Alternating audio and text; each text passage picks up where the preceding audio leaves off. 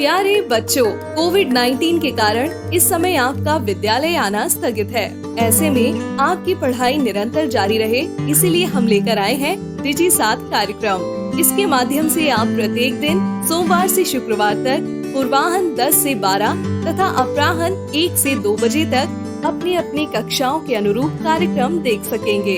अब पढ़ाई नहीं रुकेगी। स्कूली शिक्षा एवं साक्षरता विभाग झारखंड।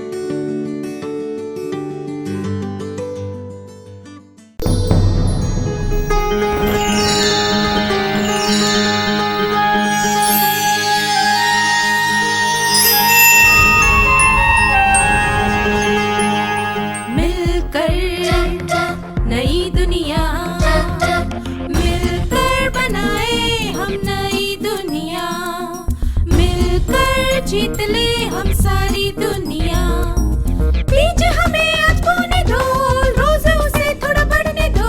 छू लेंगे आकाश हम, मन के विचार हकीकत बने। सिद्धि फल से आनंद देंगे, कोशिश कर बढ़े, सोच बुलंद करे।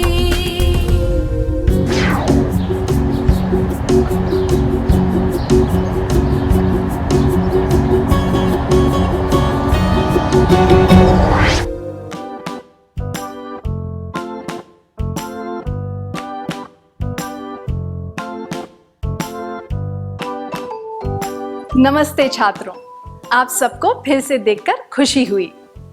पिछले सत्र में हमने सार्वजनिक स्थानों में सुव्यवस्था, स्वच्छता और सुरक्षा के महत्व के बारे में बात की थी।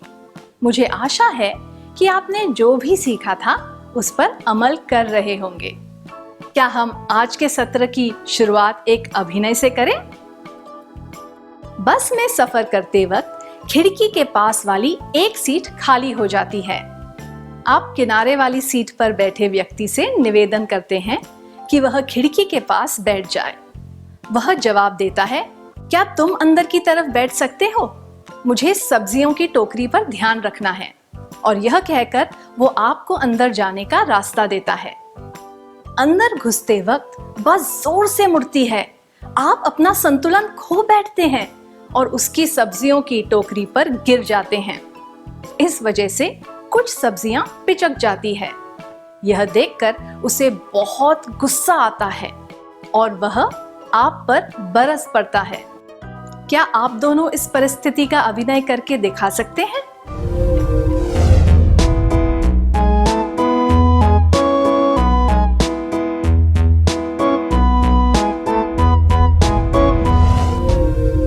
बहुत बढ़िया अभिनय किया, धन्यवाद। रेलगाड़ियों और बसों में या फिर रेलवे स्टेशन और बस अड्डों पर हम ऐसी घटनाएं देखते हैं। इन घटनाओं से बचने के लिए क्या करना चाहिए?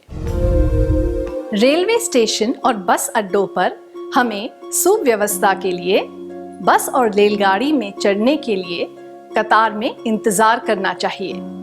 बस में पीछे की तरफ से चढ़ना चाहिए और आगे की तरफ से उतरना चाहिए। सभ्यता के दृष्टिकोण से अपने सामान की वजह से दूसरों के लिए परेशानी पैदा नहीं करनी चाहिए। शोर नहीं मचाना चाहिए। जोर जोर से बातें नहीं करनी चाहिए। स्वच्छता और सफाई बनाए रखने के लिए कचरा इधर उधर नहीं फेंकना चाहिए। कहीं पर भी थूकना नहीं चाहिए। जल्दबाजी में भागने के बजाय हमें अच्छी तरह कतार बनाकर चढ़ना चाहिए। बस में हमेशा पीछे के दरवाजे से चढ़ना चाहिए और आगे के दरवाजे से उतरना चाहिए। अगर सभी लोग इन नियमों का पालन करें तो सबका समय बचेगा और कोई फालतू झगड़े भी नहीं होंगे। बस और रेलगाड़ी के अंदर जो आने जाने का रास्ता होता है, वहां हम अपना सामान नहीं रखना चाहिए। इससे दूसरे यात्रियों को परेशानी होती है। जोर से बातें करना या मोबाइल फोन पर जोर से गाने बजाना, मोबाइल की रिंगटोन बहुत तेज रखना, ये सब भी नहीं करना चाहिए। यह सभ्य व्यवहार नहीं है। बचा कुचा खाना हमें कचरे के डिब्बे में ही फेंकना चाहिए। थूकना, मुंह से बलगम निकालना, गंदे या तेल भरे हाथ दीवारों या खंभों पर पोंछना, ये सब काम बिल्कुल नहीं करने चाहिए। इन छोटी छोटी बातों पर ध्यान देने से हम सार्वजनिक स्थानों को साफ और स्वच्छ रख सकते हैं। आइए अब एक परिस्थिति पर ध्यान देते हैं। किशोर ने दिन भर बहुत मेहनत की थी, इसलिए उसे बहुत भूख लग रही थी। दिन के 2:45 बज चुके थे और वह खाना खाने के लिए कोई होटल ढूंढ रहा था। करीब 200 मीटर चलने के बाद एक होटल मिला। होटल में घुसने के बाद उसने देखा कि वहां बहुत भीड़ थी और कुछ लोग पहले से अंदर बैठने के लिए इंतजार कर रहे थे। वह भी वहां खड़ा होकर लोगों को देखने लगा।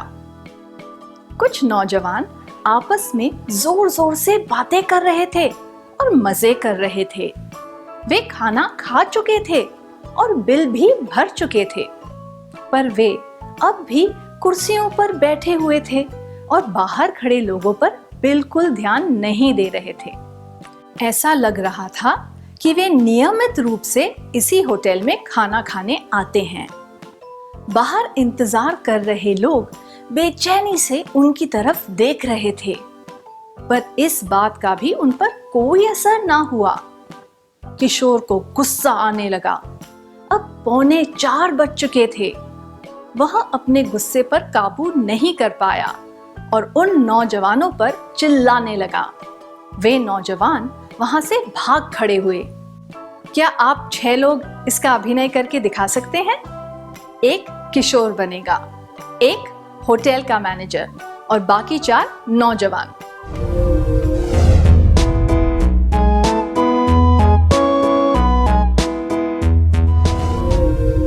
धन्यवाद, आपने बहुत अच्छी तरह अभिनय किया। क्या किशोर का गुस्सा उचित था? क्या आप तीनों स्वेच्छा से इस बारे में अपने विचार बता सकते हैं?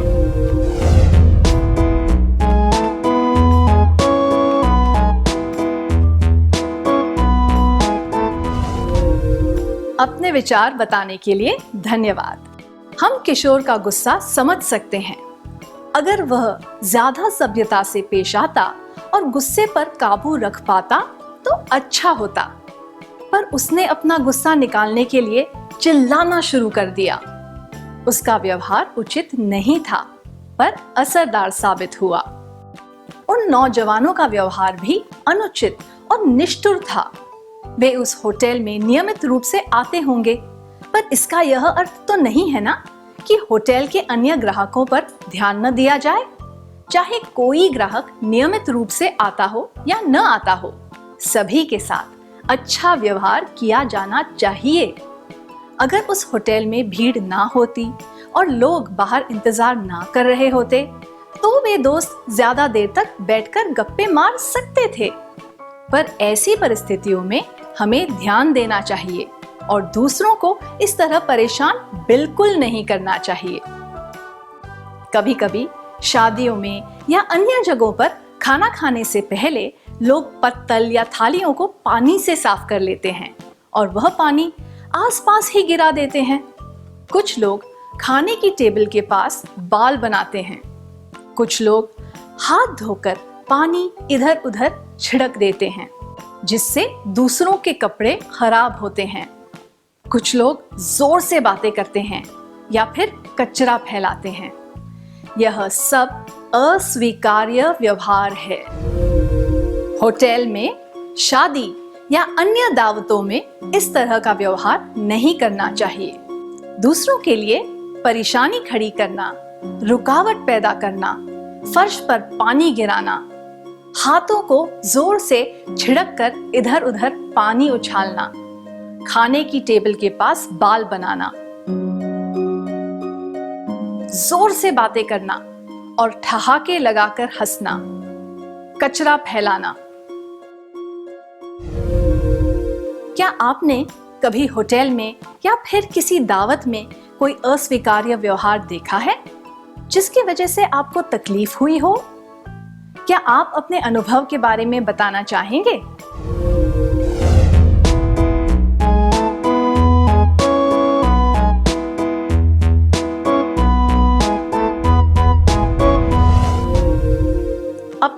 अनुभव बताने के लिए धन्यवाद।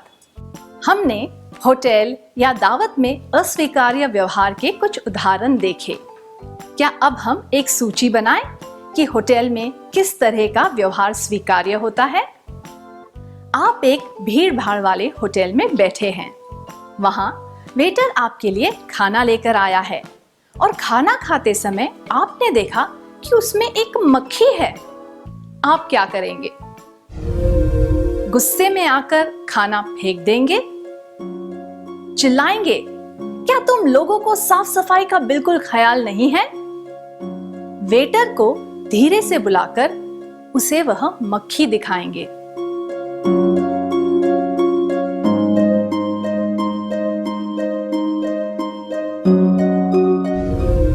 सबसे उचित उत्तर होगा वेटर को धीरे से बुलाना और उसे खाने में पड़ी मक्खी दिखाना। आइए एक और परिस्थिति पर ध्यान देते हैं। आप एक होटल में अपना पसंदीदा खाना खा रहे हैं। वेटर अच्छी तरह आपकी खातिरदारी कर रहा है। आपको खाना बहुत पसंद आया, इसलिए आप उस वेटर की प्रशंसा करते हुए उसे धन्यवाद देना चाहते हैं। क्या आप दोनों इस दृश्य का अभिनय करके दिखा सकते हैं?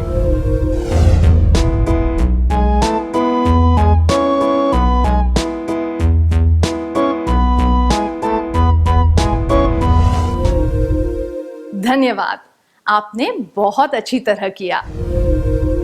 हमें कर्मचारियों से और अन्य ग्राहकों से शिष्टता के साथ बात करनी चाहिए। वेटर को बुलाने के लिए चुटकी या सीटी नहीं बजानी चाहिए। कोई गलती हो तो उसे शांति से बताना चाहिए, चिल्लाकर नहीं। अगर खाना अच्छा हो तो उसकी खुलकर प्रशंसा करनी चाहिए और वेटर को धन्यवाद देना चाहिए। खाना खाने के बाद ज्यादा देर तक नहीं बैठना चाहिए, इससे अन्य ग्राहकों को परेशानी हो सकती है। हमने अब तक इस सत्र में जो सीखा है, क्या उसका सार संक्षेप कर ले?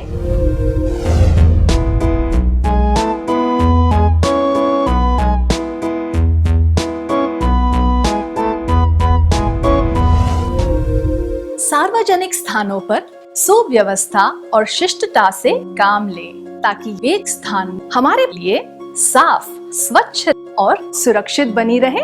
सार्वजनिक स्थानों पर आदरपूर्ण और उचित व्यवहार करें। यह न करें गैर जिम्मेदारी वाले काम और असभ्य व्यवहार, किसी भी सार्वजनिक संपत्ति को नुकसान पहुंचाना। सभी सार्वजनिक चीजों का उचित तरीके से उपयोग करें। उन्हें जिस उद्देश्य से बनाया गया हो उसको ध्यान में रखते हुए। याद रखें तो वे चीजें सबके लिए हैं, हर पीढ़ी के लोगों के लिए।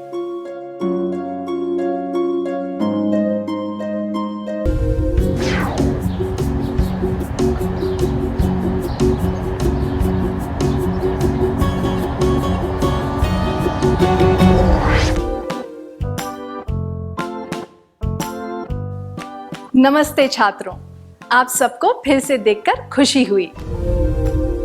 हम टीवी या फिल्मों के अलावा जंगली जानवरों को कहाँ देख सकते हैं?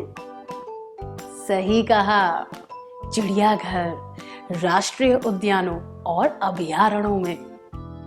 मुझे यकीन है कि आप सबने एक बार तो चिड़ियाघर देखा ही होगा। क्या आप अपने अनुभव के बारे में सबको बताना चाहेंगे?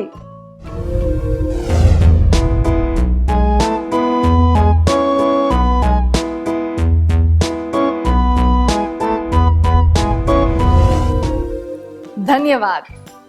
रोजमर्रा के जीवन में हमें जंगली जानवर बहुत कम दिखते हैं। राष्ट्रीय उद्यानों और चिड़ियाघर में हम जानवरों और पेड़ पौधों को उनके प्राकृतिक निवास में देख सकते हैं। लुप्त होने वाले और संकटग्रस्त प्राणियों को सुरक्षा प्रदान करने के लिए वन्य जीव अभयारण्य बनाए जाते हैं। अब एक क्रियाकलाप करेंगे। यहाँ पर कुछ कथन दिखाए गए हैं जो चिड़ियाघर और राष्ट्रीय उद्यान में किए जाने वाले व्यवहार से संबंधित हैं। आपको बताना है कि यह कथन सही है या गलत। क्या हम तैयार हैं? बनाई गई पगडंडी पर ही चलना, किसी भी तरह की आवाजें करना, चिल्लाना, जानवरों की नकल करना, उन्हें घूरना या उन पर चीजें फेंकना, पेड़ों पौधों पर निशान बनाना, याद के तौर पर पत्थरों या दीवारों पर अपना नाम इत्यादि लिखना, सादे रंगों वाले कपड़े पहनना जैसे कि हरे, स्लेटी, भूरे, जानवरों को खाना देना, उन्हें दुलारना, कचरा ना फेंकना, खास तौर पर प्लास्टिक से बनी चीजें जो प्राकृतिक तरीके से सड़ती ना हो।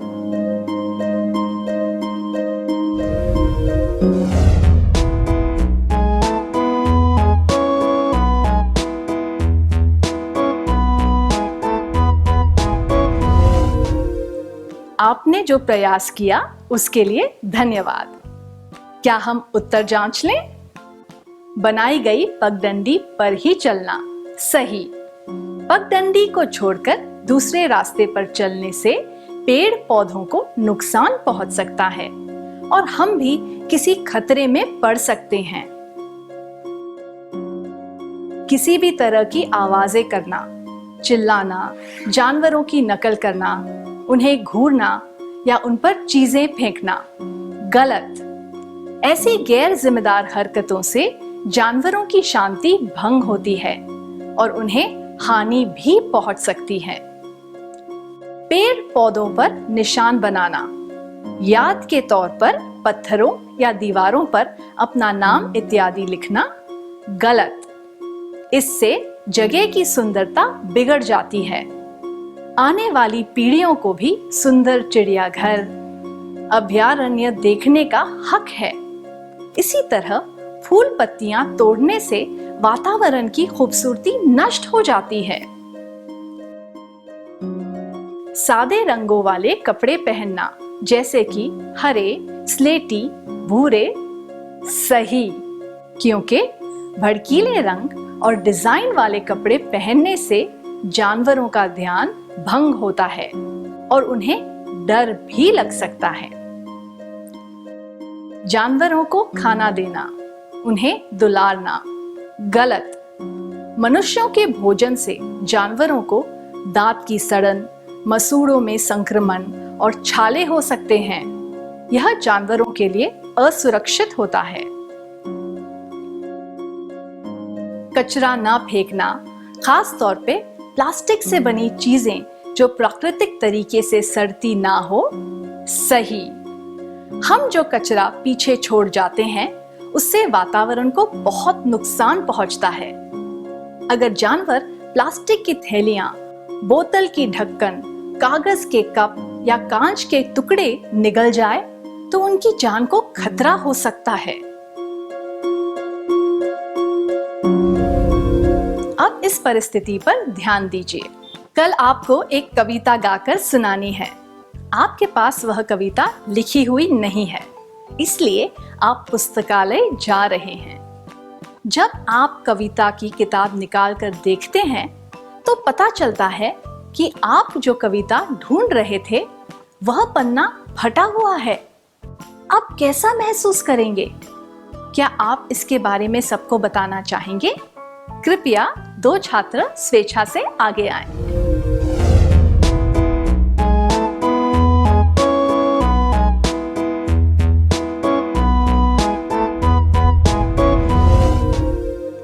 धन्यवाद। आपके मन में कई प्रकार के विचार आ सकते हैं। शायद आपको वह कविता तुरंत और कहीं नहीं मिलेगी। आप उस कार्यक्रम में भाग नहीं ले पाएंगे और एक अच्छा मौका गवा देंगे। मन में गुस्सा कि कोई व्यक्ति इतना स्वार्थी और मतलबी कैसे हो सकता है। यह किसी के साथ भी हो सकता है। क्या पुस्तकालय की किताब से पन्ना फाड़ना उचित है? बिल्कुल भी नहीं। हमें जितनी किताबों की जरूरत होती है, क्या हम वे सारी किताबें खरीद सकते हैं? जी नहीं। इसीलिए आम जनता के लिए पुस्तकालय बनाए जाते हैं। पुस्तकालय एक ऐसी जगह होती है जहां लोग पढ़ने और ज्ञान प्राप्त करने आते हैं। लोग वहां पर ऐसी चीजें जानने के लिए जाते हैं जो उन्हें पता ना हो, और जो चीजें उन्हें पता होती है उसको गहराई से जानने की कोशिश करते हैं। वह एक अमूल्य संसाधन है। हमें पुस्तकालय का इस्तेमाल अच्छी तरह से करना चाहिए। पुस्तकालय की संपत्ति को किसी भी तरह का नुकसान पहुंचाना निंदनीय होता है। किताब के पन्नों पर निशान बनाना, कुछ लिखना, पन्ने या किताब का कोई पाठ फाड़ना, यह नहीं करना चाहिए। किताब को छुपाना, खो देना या फिर बहुत दिनों तक न लौटाना, ये सब स्वार्थी होने के उदाहरण हैं और यह अनैतिक भी होता है। सार्वजनिक संपत्ति सबके लिए होती है और सभी को उसका इस्तेमाल करने का अधिकार होता है। अब एक परिस्थिति पर ध्यान देते हैं। कल्पना कीजिए कि आप पुस्तकालय में बैठकर बड़े ध्यान से एक किताब पढ़ रहे हैं। दो व्यक्ति पास बैठकर कुछ खा रहे हैं और बातें कर रहे हैं, जिससे आपको परेशानी हो रही है।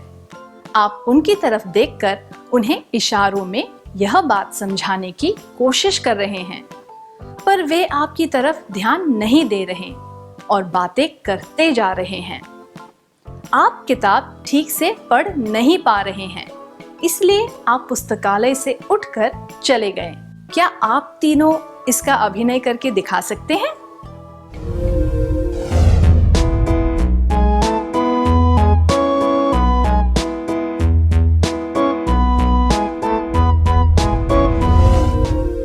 धन्यवाद, आपने बहुत अच्छा किया। जो भी पुस्तकालय में जाता है उसे वहां शांति बनाए रखनी चाहिए। वहां सब तरह के लोग आते हैं, शिक्षक, विद्यार्थी, विद्वान, आम लोग इत्यादि। पुस्तकालय का पूरा फायदा उठाने के लिए उचित व्यवहार करना जरूरी है। किसी भी सार्वजनिक स्थान की तरह पुस्तकालय में भी जोर से बातें करना, बिना वजह इधर उधर भटकना, गंदी भाषा में बात करना, संपत्ति को नुकसान पहुंचाना, ऐसे काम नहीं करने चाहिए। पुस्तकालय को लोगों से मिलकर बातें करने का स्थान नहीं बनाना चाहिए। पुस्तकालय की संपत्ति को किसी भी प्रकार की हानि बिल्कुल भी नहीं पहुंचानी चाहिए। संक्षिप्त में, हमें पुस्तकालय का उचित तरीके से प्रयोग करना चाहिए। याद रहे, यह कई पीढ़ियों के लिए है। पुस्तकालय के शांत और गंभीर वातावरण का आदर करें। वहां कुछ भी खाना या पीना नहीं चाहिए। दूसरों को परेशान नहीं करना चाहिए। बिना वजह के घूमना नहीं चाहिए। संपत्ति को नुकसान नहीं पहुंचाना चाहिए। कूड़ा या कचरा नहीं फेंकना चाहिए।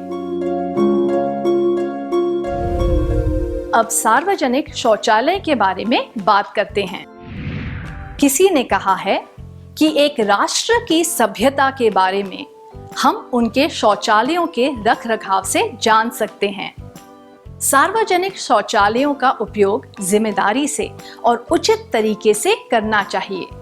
शौचालय का इस्तेमाल करने के बाद उसे साफ करना चाहिए। वहां थूकना, कचरा फेंकना, दीवारों पर कुछ लिखना, ऐसे काम बिल्कुल नहीं करने चाहिए। क्या आपने ध्यान दिया कि सभी स्थानों में समान बात कौन सी है?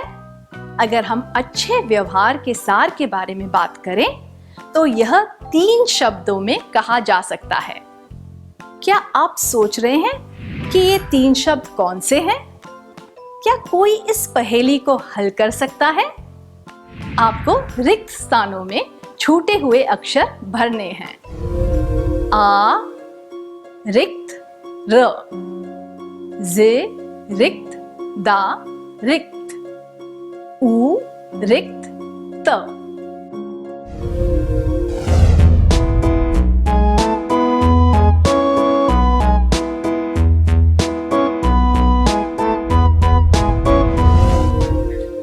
वे 3 शब्द हैं आदर, जिम्मेदारी, उचित।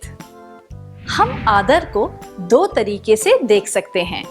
आदर के योग्य बनना यानी दूसरों का आदर जीतना, और आदर पूर्ण व्यवहार करना यानी दूसरों को आदर देना या फिर जगह का आदर करना। इसके बाद हम जिम्मेदारी की बात करते हैं। हमें जिम्मेदारी से काम लेना चाहिए और सार्वजनिक स्थानों में जिम्मेदार नागरिक की तरह उचित व्यवहार करना चाहिए। अब अंत में उचित की बात करते हैं।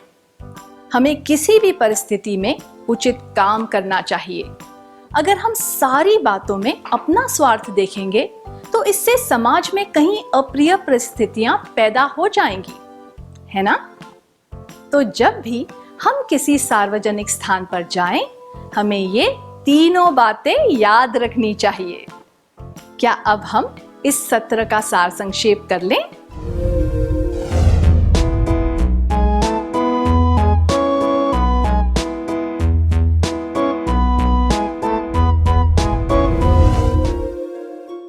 सार्वजनिक व्यवहार करते समय सुव्यवस्था और शिष्टता से काम लें।